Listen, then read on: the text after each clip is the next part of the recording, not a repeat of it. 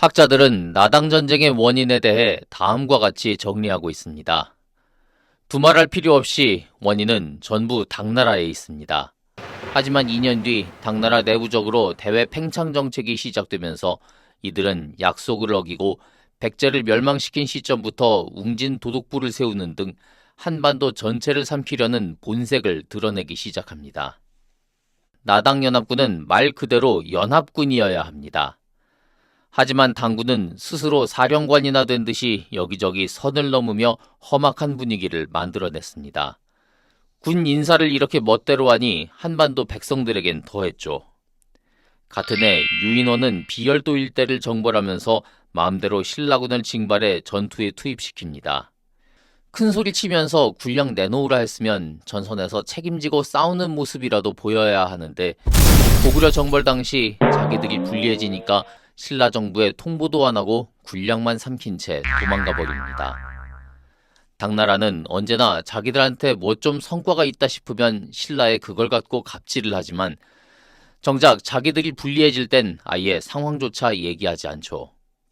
당나라의 이런 갑질 속에 전쟁은 결코 피할 수 없는 새 시대를 열어가기 위한 필연의 과정이었습니다.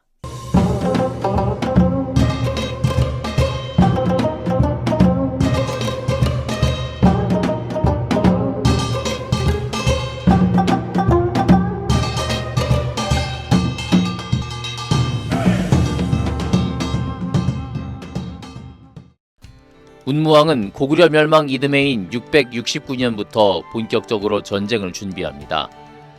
아마 그 전부터 쭉 구상해오던 작업을 실행에 옮긴 것이었겠죠.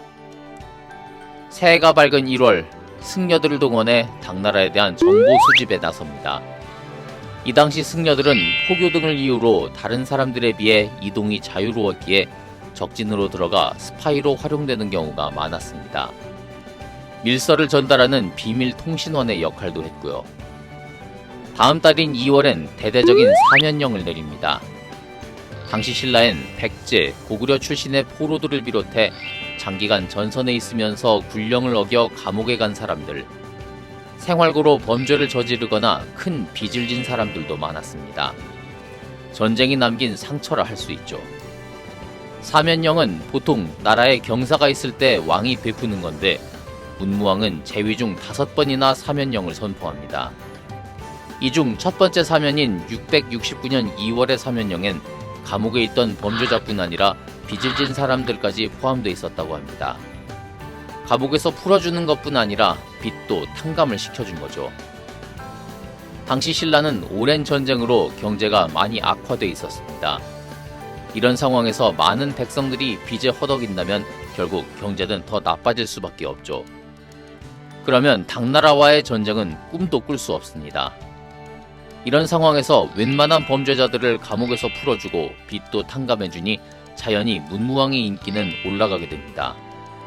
그렇게 백성의 마음을 모음으로써 다가올 전쟁에 대비할 수 있었죠.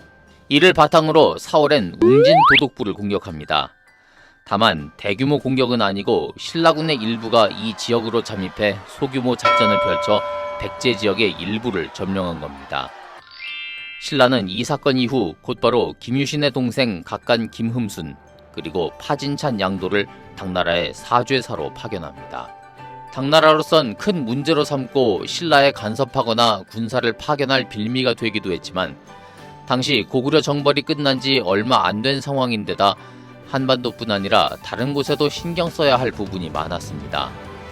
물론 당 고종이 사죄사들에게 크게 분노하고 문무왕을 패하며 그 동생인 김인문을 신라왕에 책봉한다는 교서를 내리며 심지어 양도를 죽이기도 했지만 이후 커다란 군사적 갈등으로 번지진 않았습니다. 문무왕은 사죄사를 통해 이후에 전쟁을 준비할 시간을 벌었던 겁니다. 5월이 됐습니다. 천정과 비열홀, 강련 등 세 지역에 기근이 발생했는데 문무왕은 국고를 열어 이들을 구휼합니다. 여기서 천정은 현재 함경남도 덕원, 비열홀은 앞에서 설명했지만 함경남도 안변, 강련은 강원도 회양에 속한 그러니까 이전 고구려 지역들이라 할 수 있습니다. 사실상 안동도 호부 관할로 돼 있어 언제든 갈등의 요소가 될 수 있었지만 문무왕은 이 지역으로 과감히 구휼미를 보냄으로써 고구려 유민들의 마음을 모으는 기초를 쌓게 됐습니다. 백성의 마음을 모으는 방법은 또 있습니다.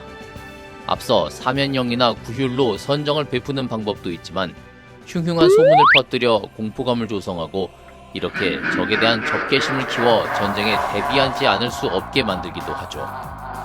시간이 조금 지나 고구려 멸망 3년 후인 671년 안동 도호부를 맡고 있던 서린귀가 문무왕에게 협박 편지를 보내고 이에 문무왕이 답장을 보냈는데 여기에 당시 당나라의 횡포와 이에 대한 한반도의 민심을 읽을 수 있습니다.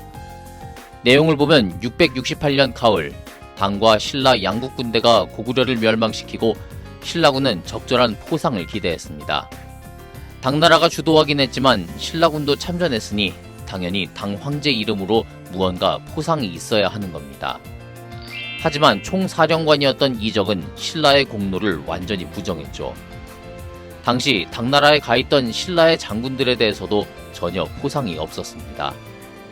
어찌 보면 당나라가 참 바보짓을 했다는 생각이 드네요. 고구려에 이어 신라까지 집어삼키고 싶다면 가까이 있는 신라군 관계자들부터 구워삼는 게 상식일 텐데 이들의 공로를 부정한다면 당나라에 대해 마음이 떠나는 게 당연한 일 아니겠습니까? 당나라의 이런 태도는 신라 정부와 신라군에 당나라가 곧 신라까지 차지하려고 하는 것이 사실이라는 확신을 줄 뿐이었습니다. 그리고 이런 사실이 일반 백성들에게까지 퍼진다면 민심은 당연히 불안해집니다. 민심 안정을 위해 이런 정보를 사단에 차단할 수도 있지만 신라 정부는 오히려 정보를 민간에 흘림으로써 백성들의 공포감을 조성합니다. 답 서린귀서엔 당시 당나라가 병선을 수리하는 내용도 담겨 있습니다. 병선을 수리하는 것은 왜를 치기 위한 것이다 라고 하지만 실제로는 신라를 치려 하는 것이라며 백성들이 불안해한다는 것이었죠. 이런 정보 역시 신라 정부에서 막을 수 있었지만 앞에서처럼 일부러 정보를 흘려 당나라에 대한 백성들의 불안과 불신을 더욱 키웠던 겁니다. 문무왕이 이렇게 알게 모르게 백성의 마음을 모으고 있다 보니 당나라가 불안했던 모양입니다. 12월이 됐습니다. 당 고종은 신라에서 활을 매우 잘 만드는 장인이었던 사찬 구진천을 소환합니다. 남의 나라 무기장인을 오라가라 하는 걸 보니 당나라는 아직도 자기들이 상국이라도 되는 줄 알죠. 신라가 이때까지는 당나라와 싸울 준비가 덜 됐기 때문에 어쩔 수 없이 당나라의 요구를 들어줄 수밖에 없었습니다. 자기 나라 신하 하나 지킬 수 없었죠. 어쨌든 우리나라가 옛날부터 과학기술은 정말 뛰어났습니다. 고려, 조선 때뿐 아니라 이때부터 그랬던 것 같네요. 이 당시 신라의 활은 무려 1000보를 간다는 소문이 나 있었습니다. 아마 소문에 과장이 더해져서 1000보란 말까지 나오지 않았나 싶은데요. 이 당시 1보라 하면 1m 10cm가 조금 못 됩니다. 그러니까 여기에 1000을 곱하면 1km하고도 100m 가까이 더 간다는 얘기가 됩니다. 아마 이 정도는 아니더라도 못해도 500m는 거뜬히 날아가지 않았을까 싶네요. 요즘 군대의 소총보다도 멀리 가는 겁니다. 당나라가 이 활에 욕심이 났나 봅니다.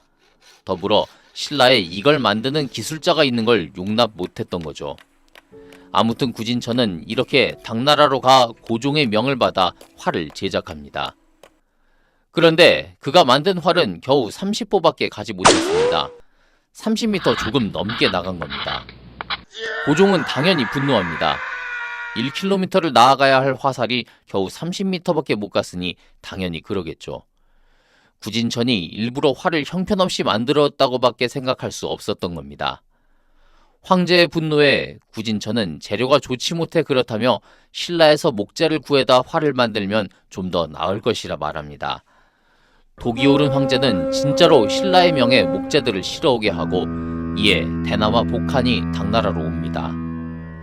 그러나 새로 만든 활 역시 기존의 2배, 겨우 60m 조금 더 가고 그칩니다. 다시 분노한 황제에게 구진천은 정확한 이유를 모르겠다며 목재가 바다를 건너오며 습기를 머금은 것 같다고 말하죠. 황제는 구진천을 의심하며 중죄로 다스리겠다 위협했지만 구진천은 당나라에서 끝내 제 실력을 발휘하지 않았습니다. 이후 구진천에 대한 이야기는 전하지 않으나 나당전쟁 당시 당나라가 엄청난 성능의 활을 가져왔다든지 획기적인 무기를 개발했다든지 하는 기록이 없는 걸로 봐서 구진천은 끝내 신라의 기술을 유출하지 않았고 따라서 당나라에서의 최후도 나쁘지 않았나 추측해 봅니다.